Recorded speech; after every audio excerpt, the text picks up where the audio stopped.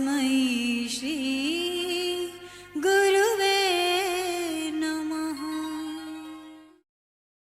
ॐ भूर्भुवः स्वः तत्सवितुर्वरेण्यं भर्गो देवस्य धीमहि धियो यो नः प्रचोदयात्। हमारे आत्मीय परिजनों, आज महत्वपूर्ण पर्व है। वो पर्व है कि आज के दिन माँ गायत्री का अवतरण हुआ। कैसा सुयोग है आज का कि माँ गायत्री का अवतरण हुआ और आज ही माँ गंगा का भी अवतरण हुआ। आज के ऋषि ने तपश्चर्या की और माँ गायत्री को लाने में सफल हो गए। कौन सी माँ गायत्री? वो माँ गायत्री जो कि आज से सैकड़ों वर्ष पूर्व जो हमारी माँ को दफना दिया गया था और हमारी माँ को गाड़ दिया गया था, जो माँ हमारे कानों तक सीमित रह गई, वो माँ जो केवल एक जाति विशेष के लिए थी कि केवल ब्राह्मण ही तक सीमित रह सकती है। माँ कहीं जाति वर्ग के लिए होती है क्या? नहीं, माँ सबकी माँ है और माँ करुणामयी है। माँ के लिए सभी बच्चे समान होते हैं, चाहे वो छोटा हो, बड़ा हो, मझला हो, कोई भी हो, जाति नहीं देखती है माँ सबकी है। उस माँ को लाने में सफल हो गए। तपश्चर्या में कितना बल होता है। आपको मालूम है कि गुरुजी ने बचपन से ही आराधना की, उपासना की, उसका प्रतिफल आज आप देख रहे हैं कि अपनी नाव में बैठाल कर हजारों को नहीं, लाखों को, और लाखों ही नहीं बल्कि मैं तो ये कहूँगी कि करोड़, यहाँ सैकड़ों की गिनती नहीं गिनी जाती है, हजारों की गिनती नहीं गिनी जाती है, यहाँ तो करोड़ों की संख्या पे गिनती गिनी जाती है। आप कहेंगे कि आपने करोड़ों की गिनती जानी है, तो क्या आपने जानी है? हाँ, हमने जानी है। हमने जानी है। हमेशा से जो कदम उठाए हैं वो बड़े महत्वपूर्ण हैं, बड़े महत्वपूर्ण हैं। इतने महत्वपूर्ण हैं कि हम आपसे क्या कहें। आपने तो अभी कदम से कदम मिलाना समझा नहीं है। कंधे से कंधा मिलाना काहे से कहते हैं, आपने नहीं जाना। आपने ये भी नहीं जाना कि गायत्री माता की केवल आपने माला घुमाई है लेकिन हृदय नहीं खोला। हृदय नहीं खोला तो वो माँ की करुणा कैसे बरसेगी? वो माँ निहार रही है कि कौन कौन सा इनमें से हमारा बच्चा हो सकता है कि जिसके हृदय में मैं विराजमान हो जाऊं। आवाज देती है लेकिन सुन नहीं पाते। एक सुना है, बस एक ने सुना है और जिसका प्रतिफल आप देख रहे हैं। हम चाहेंगे कि हमारे इतने जो अनुयायी हैं, जिसको हम अपने बच्चे कहते हैं, जिनको हम अपना कुटुंब और परिवार कहते हैं, हम परिवार कहते हैं, हम अनुयायी नहीं कहते, हम अपना परिवार कहते हैं। परिवार कहते हैं, क्या इसमें से एक भी नहीं निकलेगा? क्या निकलना चाहिए। इस समय किन की आवश्यकता है? बच्चों की। बेटे, बच्चे तो रहंदे, बच्चे तो वो होते हैं जो अपने परिवार का पालन पोषण करते हैं, कमाते हैं, खाते हैं और प्रजनन तक सीमित रहते हैं, बच्चे पैदा करते हैं। वो कौन होते हैं? वो बच्चे होते हैं। फिर किशोर होते हैं जो उनके अंदर कुछ क्षमता होती है, कुछ कर गुजरने की हिम्मत होती है, जो थोड़ा बहुत समय भी अपना निकालते हैं। और प्रौढ़ कौन होते हैं?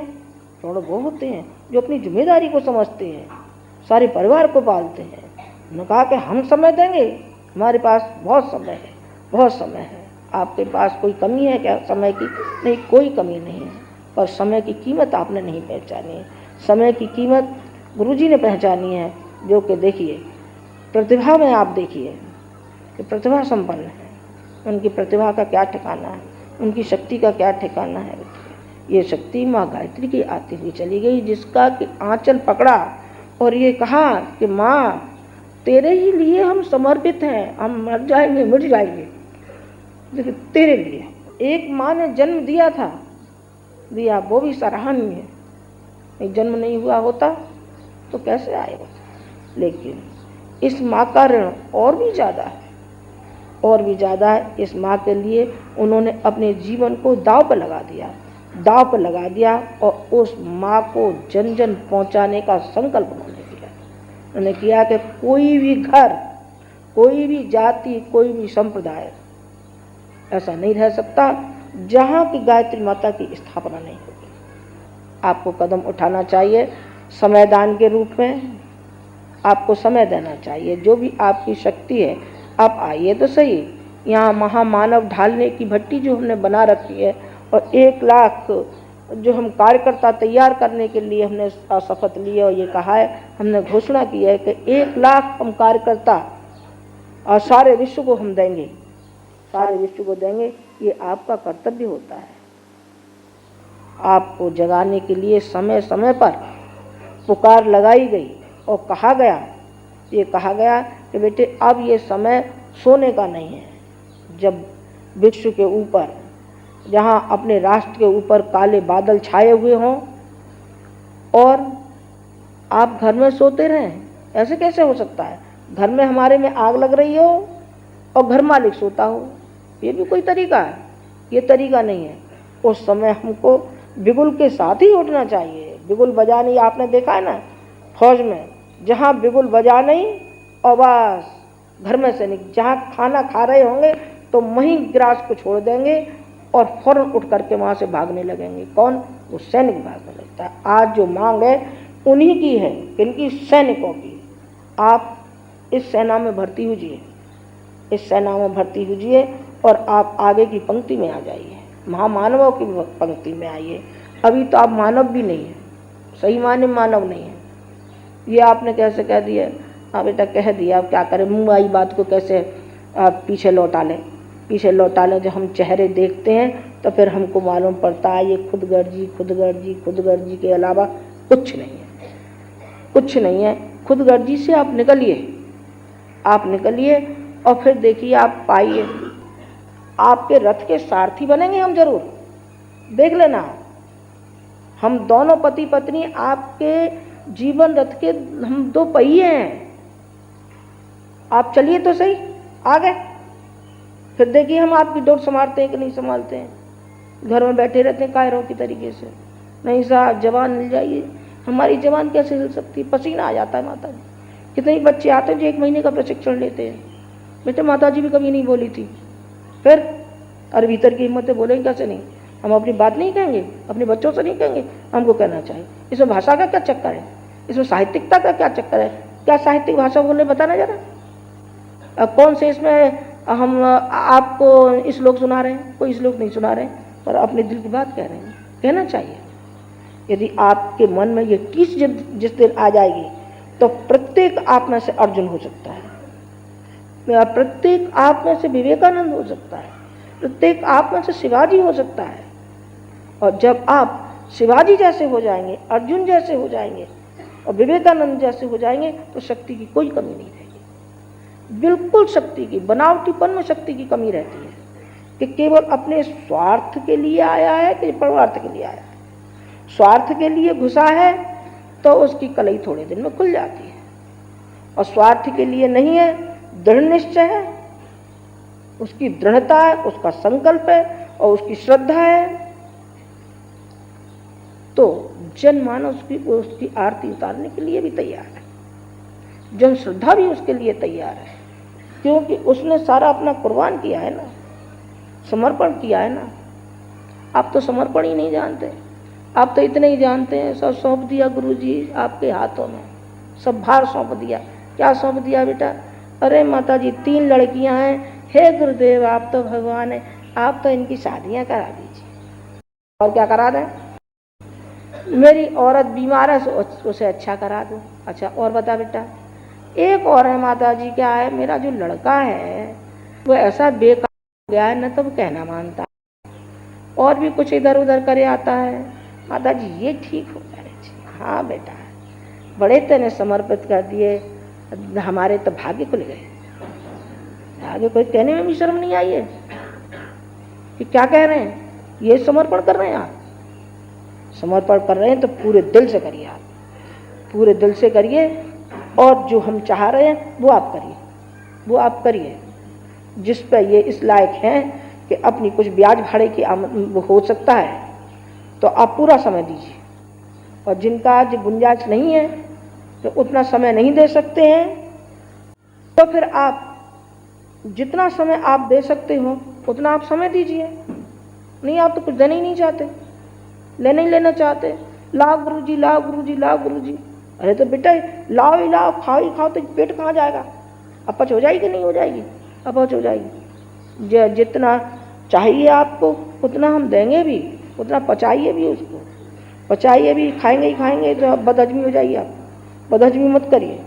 आपसे कई बार आपको लगता तो होगा कि माता जी कभी कभी गुरुजी की भाषा बोल जाती हैं, और तो बेटे पत्नी तो मैं उन्हीं की हूँ, बोलूँगी नहीं तो क्या करूँगी? या तो वो कहें और वो नहीं कहते तो फिर मैं कहूँगी। सब तो मीठी मीठी बात कहेंगे तो कड़वी बात कौन कहेगा? कड़वी बात मैं ही कहूँगी। माँ में ये विशेषता होती है। आज का दिन माँ का है। माँ गायत्री का अवतरण किसने किया? गुरुजी ने किया। गायत्री महामंत्र, जिसको के भारतीय धर्म और संस्कृति का प्राण कहना चाहिए। कितना बड़ा मंत्र! पुराने समय में हम इसकी महत्ता जानते थे और समझते थे। तब ये हथियार, ये हमारा भंडार दोनों ऐसे थे कि जिसको पाकर के हम जगत गुरु बने, चक्रवर्ती शासक बने, स्वर्ण संपदाओं के स्वामी बने। ये एक ही हथियार हमारे पास ऐसा था कि जिससे हमने अपनी सारी संकटों और मुसीबतों और विपत्तियों को दूर कर लिया। न केवल संकटों को दूर कर लिया बल्कि संपदा बढ़ाने में और अपना वैभव और गौरव बढ़ाने में भी सफलता पाई।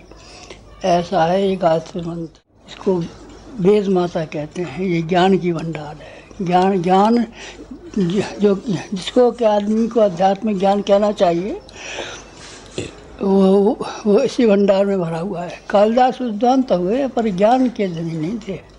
ज्ञान के धनी जो हों वो जिसकी कृपा से उसको हमारे यहाँ वेद माता कहा गया है। देव माता मनुष्य को मनुष्य न रहने देकर देवताओं के समान जो बना देती है, जिसका स्वभाव, जिसका चरित्र, जिसका गुण, जिसका व्यवहार देवताओं जैसा हो जाता है, जिस माँ का दूध पीने के बाद में, उसका नाम गायत्री है। वेद माता, देव माता और विश्व माता। ये अकेले हिंदुओं की नहीं है।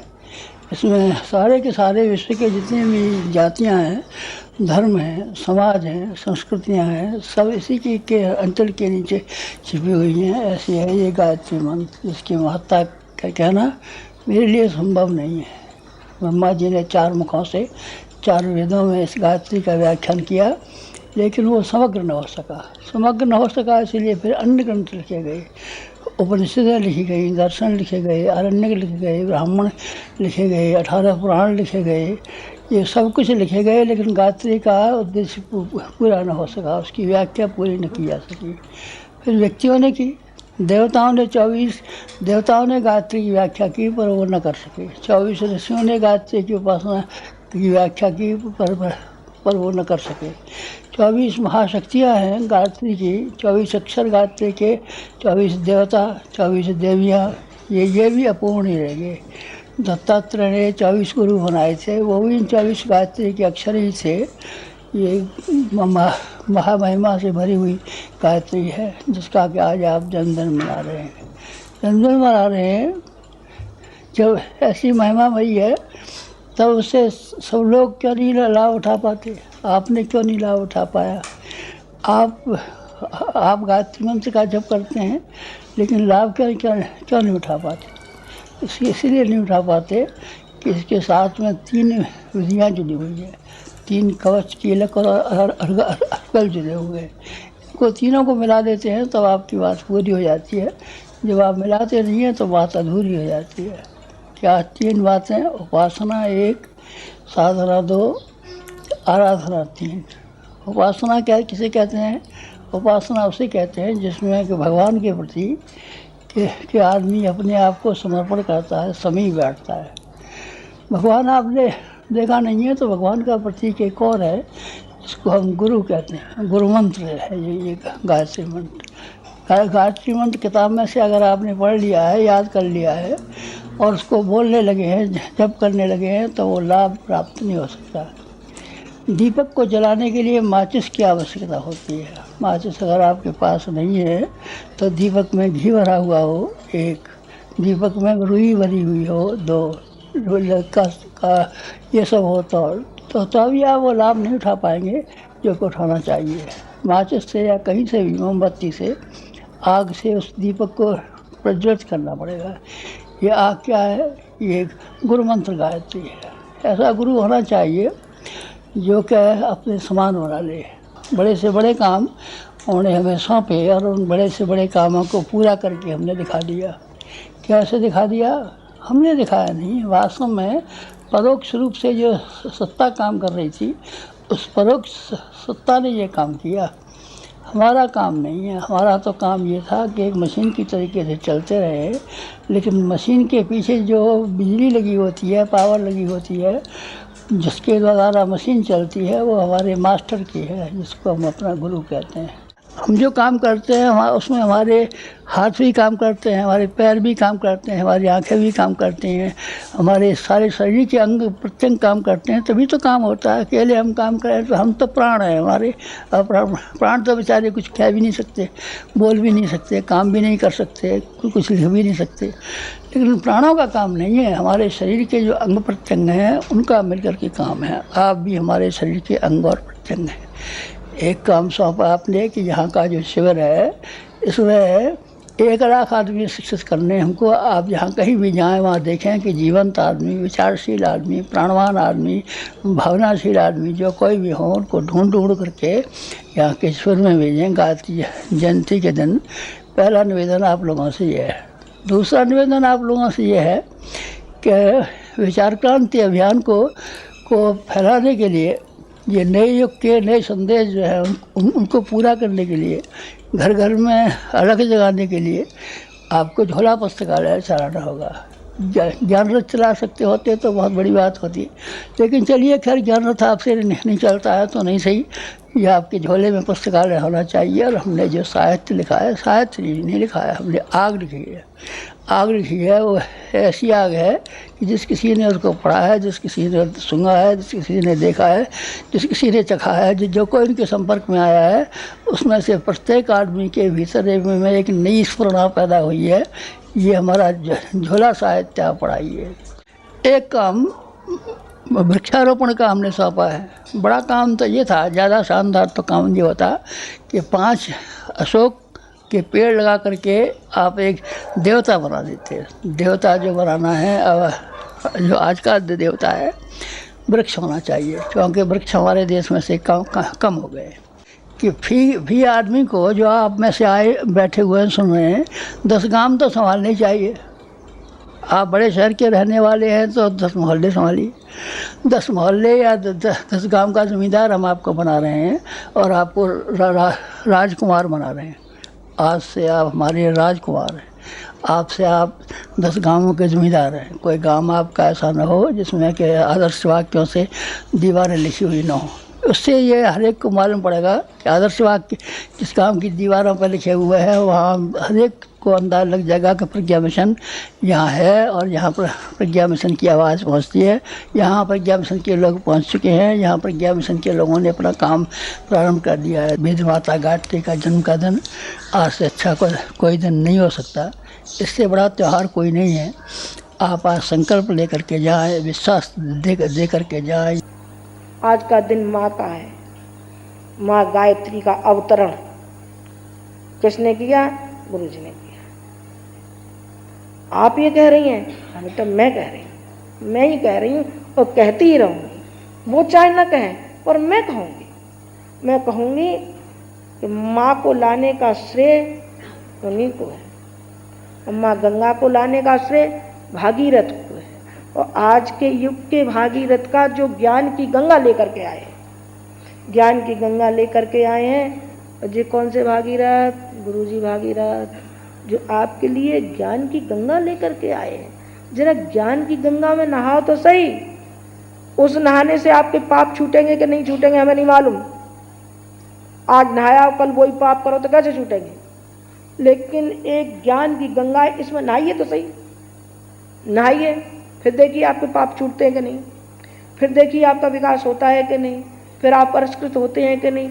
नहाइए तो सही, आप गोता तो लगाइए। आज ये संकल्प लेके जाइए कि हम इस ज्ञान की गंगा में नहाएंगे, जिसको कि हम अपना गुरु मानते हैं, और उस गुरु ने ये गंगा ला करके यहाँ रख दी। इस गंगा में हमको नहाना चाहिए। और मैं तो आपसे एक ही निवेदन करने आई थी आज के दिन, और वो कहने आई थी कि आप में से जो वास्तविक जिसने दीक्षा लिया और वास्तविक जो गुरु जी से जुड़े हैं, नकली नहीं बेटे, नकली नहीं, आप वास्तविकता से जुड़िए और फिर पाइए।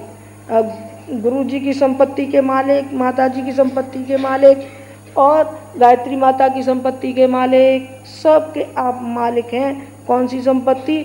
जो हमारे अंदर जो शक्ति है, जो प्रेरणा है, उसके पूर्ण आप अधिकारी हैं। उसी को आप लेकर के जाइए। जो आज का जो दिन है, जो बार बार मैं कहती हूँ कि गायत्री और गंगा, गायत्री और ज्ञान गंगा, गायत्री माता और ज्ञान गंगा, अर्थात उपासना से अपने जो आंतरिक मल विक्षेप हैं उनको आप हटाइए, उनका शुद्धिकरण कीजिए और ज्ञान की गंगा से अपने मस्तिष्क को परिष्कृत होने दीजिए, अपने हृदय तक जाने दीजिए। तो आप दोनों में नहा लिए। माँ गायत्री की अनुकंपा आपने पाली और ज्ञान की गंगा में नहा करके दोनों से ही आपका कल्याण होगा। इसके अलावा और कल्याण नहीं हो सकता।